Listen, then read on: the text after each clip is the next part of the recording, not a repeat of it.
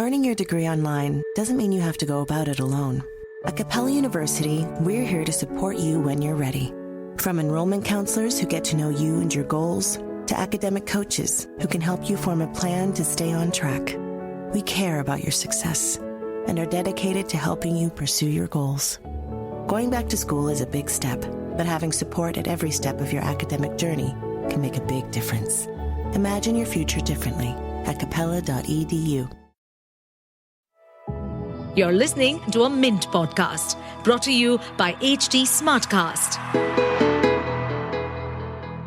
Hello listeners, welcome to the latest episode of Why Not Mint Money. I'm your host, Jash Kriplani. PGIM India Mutual Fund has identified 50 gigs or 50 skills that can be a source of secondary income and can play an important role in offering a much more confident post-retirement period. In today's episode, we are joined by Ajit Menon, CEO of PGIM India Mutual Fund, to tell us more about this report and its findings. Welcome to Why Not Mint Money, a personal finance podcast where we help you understand basic money concepts and share strategies for you to build your wealth. So let's get started with your money journey. Hi Ajit, welcome to the latest episode of Why Not Mint Money. It's really great to have you here. So Ajit, you guys have been doing quite a bit of work on retirement. You all have come up with retirement survey recently. Now you all have come up with a new report called the 50 Gigs report. Can you talk to us more about it? What was the rationale for this report and what have been some of your findings or insights from this report? Yes. Firstly, thanks, Yash, for having me on the podcast and to all our listeners. You're right that we have been working on the subject of retirement for quite some time. And one of the first reasons for that, Yash, is that if you step back and look at all of individuals' financial goals, largely it would be for children's education, their marriage, buying a house, buying a car, starting a business, retirement, and various such financial goals. Amongst those, retirement is the only financial goal for which you don't get a loan, a conventional loan. If you think about it, right? If you are planning and you're saving, doing SIPs and lump sums, and your kid wants to go to a larger college and there is a gap in how much you have saved, you can take an education loan. Similarly, you can take a house loan if you fall short of the money that you want for a house, or a car loan, and so on and so forth. But there is nothing called a retirement loan. And there is things like reverse mortgage in the Western markets, and in India, it's not a very mature product. But just let's say that the starting point for PGIM India has been that this is one of the biggest goals that we'd like to work on because it's the only one for which you don't get a conventional loan. And going back to the research, Yash, that we have been doing, our insight, because of which we launched this new 50 Gigs report, was that we found a larger percentage of people who had a secondary source of income, showing us that they had far more confidence of retiring comfortably. So when we looked at the data and we said, oh, okay, there are a lot of people saying that they think they're going to be retirement ready. But amongst those, the most confident ones were those who had a secondary source of income. And not just a secondary source of income from financial assets. There's one portion of it. But a lot of people saying it's coming from a secondary skill. So our attempt at creating the 50 Gigs report was coming from that insight that if you want to be really confident about your retirement years, especially when you think about longevity as a big risk for the young adults today, then having a secondary skill from which you can get an income, which you can monetize, could be potentially a very strong way of being prepared for retirement at whatever age you want to. And therefore, the 50 Gigs lays out many different gigs and hobbies that people have actually worked on and monetized. So can you tell us a bit more about the gigs specifically? Can you share some examples of the gigs that you guys identified and have put out in this report? Sure. So we have 50 gigs or 50 different hobbies that we've listed out in the report, Yash. And just to give you an example, some of them are like, you could be an online yoga instructor, or you could start a cloud kitchen, or you could get into the flower business if you like that, beauty and grooming, for instance, or organic farming, becoming a soft skills trainer, for instance, or an online educator, becoming a life coach, or a corporate trainer. I think that I'm just giving you about 10 or 11 of what ideas there are. There are much more that you could do, from being, also including bartender or tutoring, becoming a product designer, supply chain specialist, landscaping, tour guides. There are so many things that one can pick up, and people have picked up. So basically, these seems to be activities where there is no fixed retirement age per se. That's the sense I'm getting. Am I right? That's correct, Yash. Right. Yeah, because obviously that helps your longevity. And Ajit, also, can you tell me more about how you guys have been doing these surveys on retirement? And, also for the benefit of our listeners, some findings even from that retirement survey would really help our listeners. For sure, Yash. So we started the survey in 2019, and our first report came out in 2020, the year that the COVID pandemic hit us. And then we did the second release last November. That's in 2023. So we were in a unique position to look at things that were there pre-COVID and also post-COVID, Yash. So just sharing some of the insights that comes out of that report. I think one of the bigger insights, which also helped us start this 50 gigs report, was that for the first time, self-identity and self-worth for individuals were not just linked to fulfilling a role and responsibility of the earning member of the house, for instance, whether you were a man or a woman. Self-identity and self-worth seemed to be pointing post-COVID to what about me? Kind of a situation, right? They wanted to do that role and responsibility of being the earning member of the house, but there was also the sense after COVID to say, what about me, my own personal sort of aspirations?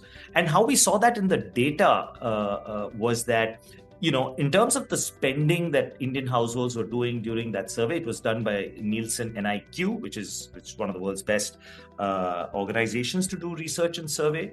And what we were seeing is that while there was 59% of the income in a household that was going towards expenses, 18% going towards EMIs and things, the rest going towards investments and savings, from the rest, about 5% was going towards learning and development. That was the first change that we saw from pre-COVID to post-COVID, which means people want to invest in themselves. I think that was one. The second is just going towards some more generic sort of insights from the research. In the 2020 research, 49% of people said they felt retirement ready in India. It sort of jumped to 67% in the 2023 survey that we did. However, about 2/3 of the people who said that they have, for instance, taken advice for their retirement seem to have taken that from insurance agents, not from advisors or mutual fund distributors. So there is still a predominance to think about retirement in the context of insurance and not investments and savings the way we talk about it in our other industries, especially in mutual funds. So that was one other insight, that people who think that they want to do something about their retirement, when they take advice, they seem to be thinking that taking insurance advice is good enough. And I think that, all of us as stakeholders need to work a lot more on bringing awareness about what are other ways additionally that you need to supplement that with. Similarly, we saw, as I said, 36% of the people told us that, listen, I have a secondary source of income. And those were the people who were the most prepared for retirement within that, which is why, again, it helped us to bring out this 50 gigs report, because we felt that one value add we can do is to show how people can do this, what can you earn, how much is it going to cost you, and things like that. And there are 50 such things that we've laid out post. Right. Other aspect we found, Yash, for instance, was that if you were living in a joint family in the 2020 report, you felt far more financially confident. It's almost like if you were in a joint family, you felt that somebody had your back if you had a problem. That dropped actually from 89% to 70% in the 2023 report. I'm assuming that post-COVID, people felt that living in a large joint family altogether is not a very safe option, and therefore you needed some independence. So there's some good shifts that are happening post-COVID, Yash, as you can see from the report. But our biggest one is that, the ones who feel the most confident are those who have multiple streams of income, and leveraging a skill that you have that you can monetize, however small that can be, is probably a very powerful way, even if you were to live to the age of 100 without being dependent on your kids or anybody else. Right. Ajit, one more thing, like you pointed out that 50 gigs had a lot of insights, but, people who are looking at this report for the first time, the 50 gigs report, and what should be their takeaways from this particular report? Well, let me put it this way, Yash, and I'll give you this quick example from a numbers point of view. If somebody had roughly about 2 crore of rupees and as a corpus today, and they wanted to withdraw a lakh of rupees every month, inflation adjusted, of course, every year you can inflation adjust that by 6%. And you wanted that lakh of rupees from your 2 crore corpus, and you're hoping the corpus will be enough. If you put it today, how conventionally people put it in fixed deposits or even in a good hybrid fund, a conservative hybrid product, that 2 crore corpus will last you 23 years, right? But if you had, let's say, just 1.5 crore, not even the 2 crore, you had lesser corpus than what you thought you should, and you still wanted the same 1 lakh rupees every month, and you inflation adjusted that as well at 6% every year. But now, if you look at that 1.5 crore, obviously it's not going to last you 23 years. It's going to last you something like 20. And how do I say 20 is that at PGIM, we think that the best way to do it is just to break up your corpus into 3 buckets. 33% in a conservative hybrid, 33% in, let's say, a BAF or another hybrid, aggressive hybrid product, the final 33% in a flexi cap or a multi-cap fund. And if you did that in these 3 buckets, this 1.5 crores will last you about 21 years. Same withdrawal. Now, but if you had a gig, let's say, and you were doing a yoga instructor, you were teaching at a college, whatever it is, and earning about 35 to 40,000 bucks, and you kept putting that into the 3rd bucket, while continuing to withdraw from your first 2 buckets. Now, the money will last for infinity. It will just not run out. And the trick is simply that you're giving the 3rd bucket a lot of time to compound as you're withdrawing from bucket 1 and bucket 2, right? So the takeaway from the 50 gigs report is that if you are anxious about will you have the corpus that these calculators and people seem to be suggesting that you need as and when you want to retire, will it be enough? Then what you take away from the 50 gigs report is, hey, what can I do? What skill do I have that I can monetize, where I can put 30 or 40,000 bucks away into my, retirement bucket, the 3rd bucket, as I said, so that I don't have to worry about money for the rest of my life, regardless of whether I'm earning 3 or 5 lakhs today per month, but I want to hang up my boots and I want to, I just have a smaller corpus. I want to make it last as much as I can. Then the 50 gigs reports comes to your help. You look at everything and say, hey, is there something in this which I have a skill of? Should I go for it and try and do something about it? Sure. And Ajit, at PGIM, what are the kind of products you guys are working on that can help our listeners and investors be better prepared for their retirement goals? So, Yash, I think that we've all spent enough times in the industry to think about that when it comes to retirement, a good diversified equity fund or a good hybrid or a balanced advantage fund can help you with your investments or your long-term investments. The primary step, however, is also to have an emergency fund for your retirement if you wish to. And, at PGIM, we've always been recommending that it is worthwhile to take an opinion from a very trusted and experienced advisor so that you can plan this portfolio pretty well. So at PGIM, however, to answer the question about the products, we have all the products on the equity and fixed income side that you require, including having launched a retirement fund, which has the typical 5-year closed-ended nature, things like that.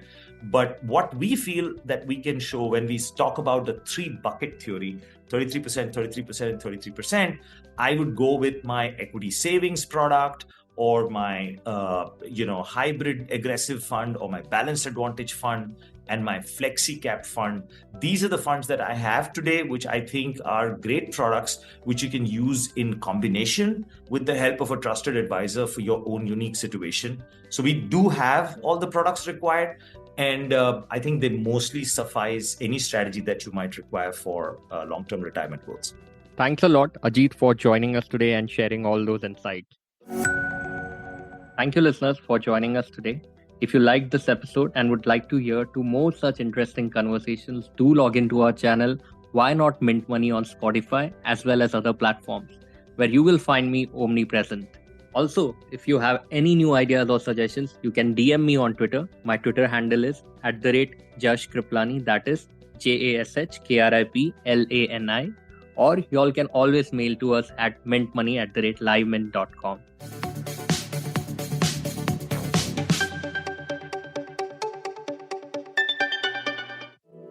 To stay updated on this podcast, follow us at HT Smartcast on all the major social media platforms. To listen to more such podcasts, log on to www.htsmartcast.com. Earning your degree online doesn't mean you have to go about it alone. At Capella University, we're here to support you when you're ready. From enrollment counselors who get to know you and your goals, to academic coaches who can help you form a plan to stay on track. We care about your success and are dedicated to helping you pursue your goals. Going back to school is a big step, but having support at every step of your academic journey can make a big difference. Imagine your future differently at capella.edu.